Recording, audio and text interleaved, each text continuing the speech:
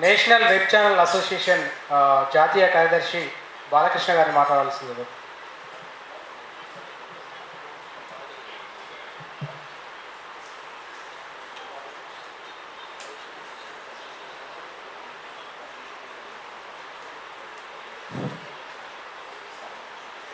సభకు నమస్కారం.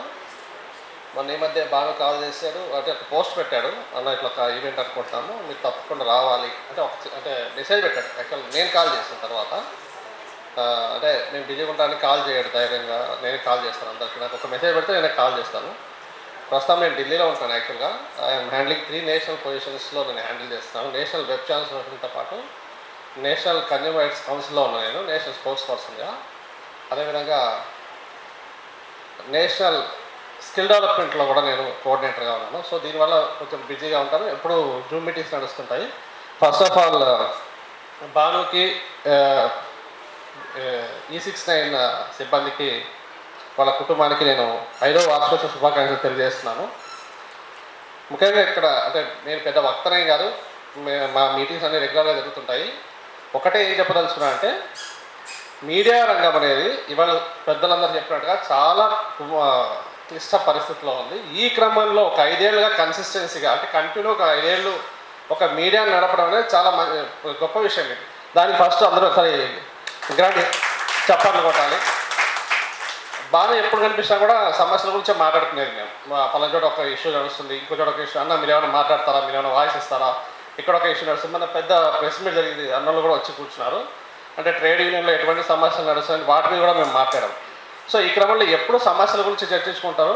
యాజ అసోసియేషన్గా మేమేంటంటే మా పని ఏంటంటే మా సమస్యల మీద మేము పోరాటం జరుగుతుంటుంది. అంటే అందరి సమస్యలు అవుతాయి.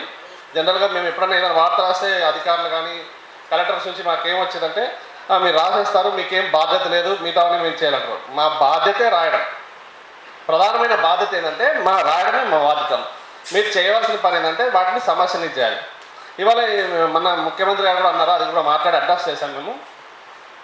ప్రతి ఒక్కరు ఒక ట్యూబ్ వేసుకొని బయలుదేరాలని చెప్పి ఆయన కామెంట్ చేశారు. ఏ ట్యూబ్ అయినా కూడా ఈ ట్యూబ్లో ఏదైనా ఉంటేనే గుజ్జు అది బయటకు వస్తుంది. ఎవరు పడితే వాళ్ళు గొట్టాలు వేసుకొని బయట రావడానికి అంతా ఈజీ కాదు. ఫస్ట్ ఆఫ్ ఆల్ అది తెలుసుకోవాలి. ఏ ముఖ్యమంత్రి ఇవాళ ఆ ముఖ్యమంత్రి ఆ స్టేజ్లో ఉన్నా కూడా మేము డైరెక్ట్ ఓపెన్గా చెప్పేసాం ఇట్లే.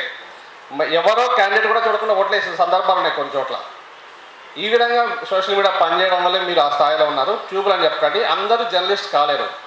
ప్రధాన మీడియాలో ప్రధాన స్ట్రీమ్ లైన్లో అక్కడ వర్క్ చేయలేక, అక్కడ ఒంటెత్తుపోటలు తట్టుకోలేక, అధికార పక్షానికి తొత్తులుగా మారలేక, వాళ్ళ సమాచారాన్ని వాళ్ళ భుజకిత్తులు మోయలేక, అక్కడ ఇమడలేక బయటకు వచ్చి స్వతంత్రంగా వాళ్ళ భావజాలాన్ని చెప్పాలని, ప్రశ్నించాలని తులసి చంద్ కావచ్చు, ఇలాంటి వాళ్ళకు కూడా అందరికీ మేము మద్దతు తెలిపాము. నిర్భయంగా మీరు పనిచేయండి, ఎవరికి జరగాల్సిన పని లేదు. నిజం ఎప్పటికైనా బయట రావాల్సిందే. వార్త యందు జగం వర్ధిల్లుచున్నది, వార్త విస్తరిల్లు వలయ జగతి.